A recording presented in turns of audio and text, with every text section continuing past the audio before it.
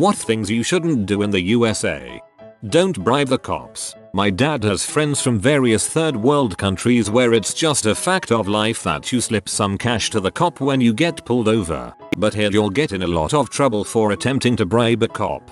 My friend had his cousin from Mexico up here visiting, and he had to practically tackle her to prevent her from trying to bribe her way out of a speeding ticket. Don't take a free mixtape in New York City. Actually, don't take anything from anyone in Nick. Prayer beads, photos, flyers. Keep moving. Also, don't stop in the middle of the sidewalk or entrance to a store. Stay out of the way. My husband did this in Venice Beach, and for some reason gave the guy $10 for it. I rolled so hard lol. We listened to it, it was terrible haha. We laughed hard so I guess it was worth it haha. How small is your large? How large is your bathtub? Choose your drink size accordingly. Crap, this is too true. I ordered a large Coke in Miami once. To this day I haven't seen a bigger cup. I haven't been back to the US, so that's why. If you go to Yellowstone, don't walk out onto the thermal features. Can confirm this is a bad idea. Source: worked in YNP 1972. Have visited 20-25 times since then. I'm stunningly amazed at the number of people who risk their lives chasing the bison bears or walking on the delicate thermal features. Stay on the boardwalk. Take a picture with a character in Times Square. They take it freely with you then demand money. It's awkward and I'm pretty sure they do it that way to guilt money from tourists. The distance from Washington state to Florida is the same as the distance from Ireland to Syria. TLDR. You can't drive everywhere in one day. I'd like to think the frequency in which people expect to be able to do so is much lower than people seem to make out. I think most Europeans realize the extent of the US, in particular those who travel to there. You do not need to actually answer the question how are you? Just say I'm good and you. If you don't follow this rule, you'll be telling people how you are like 100 times a day. If you drink alcohol as a passenger in a car, the driver could get pulled over and given an open container ticket regardless of whether or not alcohol is in his or her system. In Tennessee you can have open containers and passengers are allowed to drink in the vehicle. There are a few other states that do this also but I don't know them off the top of my head. Plan to go to a bunch of different states, unless you are here for a while. You can't drive across the states in one day. You're not gonna see Nick, New Orleans and make it to Disney World on a 2-week vacation unless the only thing you want to see is the airport. Don't walk on the left, always on the right. Only really matters if someone is coming the opposite way. Some Americans need to learn this crap too. Don't leave your car right after a police officer pulls you over. Wait for him/her to talk to you at the window first and settle it out. I've heard stories about foreigners not so knowing about all the laws of the US and nearly get detained or shot for just a seemingly minor thing. Stay safe people. Don't ignore a line of people by going to the front. Get in line.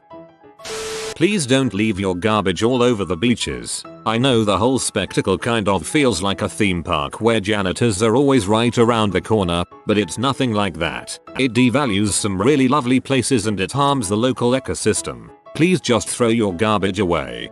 Don't just use this rule at beaches, or in America, just don't litter. Outside of the northeastern US, don't plan on taking the train anywhere. By this, I mean the train between cities. Amtrak is a government entity company hybrid that runs the trains. And seriously, south of Virginia and west of Detroit, the trains are infrequent, often only daily, sometimes less, and this is between big cities, and generally expensive. Flying is often very comparable in price, especially if you buy tickets at least 7-10 days in advance. The quality of local mass transit varies wildly from city to city. In some cities it's great, and in others you should just take a cab, Uber, whatever instead. Taking the Amtrak across the Rockies is an awesome experience. Say anything about a bomb, you will not have a good time. I think that would apply to a lot of Europe as well.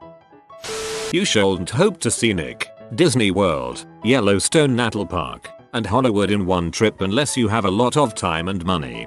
Yellowstone National Park. Piece of advice from someone who worked there. Go beginning or end of summer. If you going June, July, or August you will sit in slow moving lines of cars and RVs. The park is still wonderful, but if you want to move at your own pace, don't go in the middle of summer.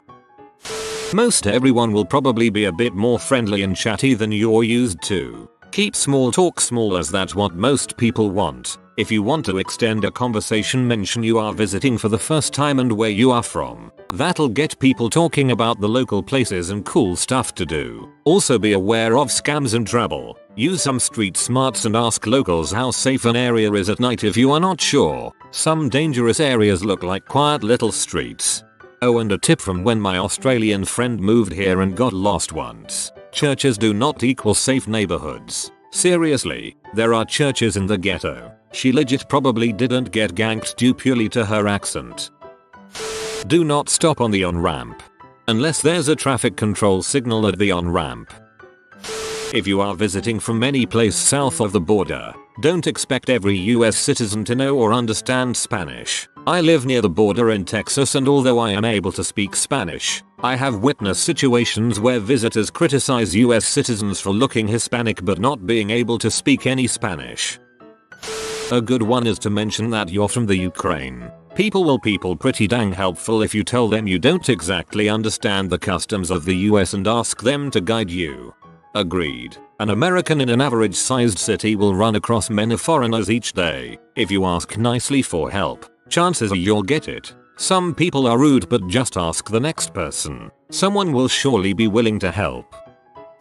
If you are from India, remember a cheeseburger is nothing but a beef burger with cheese on it. It's not a cheese slice inside a bun. So don't hold up the line and act surprised. Saw a guy do this in New York a couple months ago. The guy ordered 6 cheeseburgers at McDonald's. Needless to say, the restless crowd of people waiting to order were not too happy that they had to wait for all of his burgers to be remade. Do not stand on the toilet seat and squat. Learn to sit down, or at least to hover accurately with the seat up.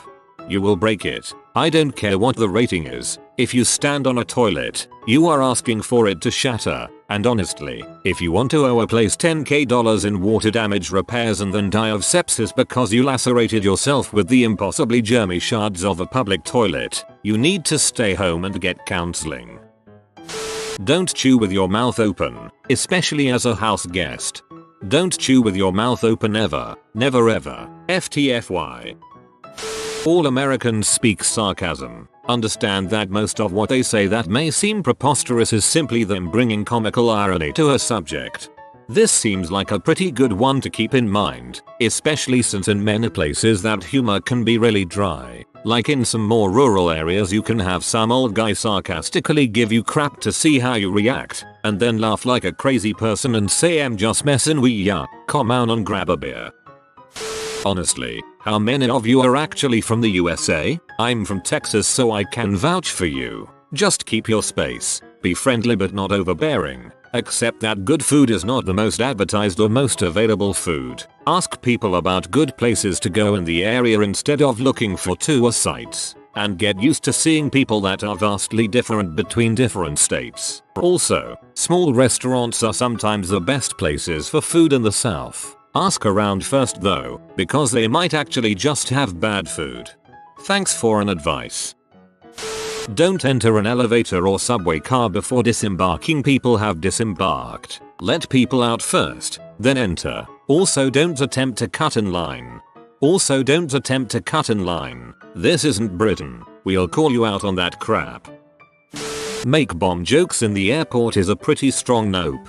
I once said I hope nothing explodes in my bag, meaning my shampoo and conditioner bottles, to my friend while in line at security. Nowhere even near our agent. Cue intensive screening and a private room pat down while they searched all of my bags. Lesson learned. Never again. Not tip. I am European and I genuinely didn't understand about tipping in the US. I got funny looks, tuts, and finally thrown out of a bar in Pennsylvania for not tipping.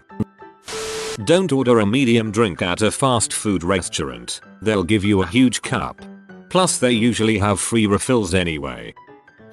As a visitor, and this applies to pretty much anywhere, not just the US, Don't spend your entire time here talking about how much better your culture country is. The whole point of traveling was to experience a new place. Also, don't just do the touristy things and then judge the whole country based on that. If all you do is visit Nick, drink Budweiser, and eat McDonald's and Hershey's chocolate, don't go back home and tell everyone how crappy America is.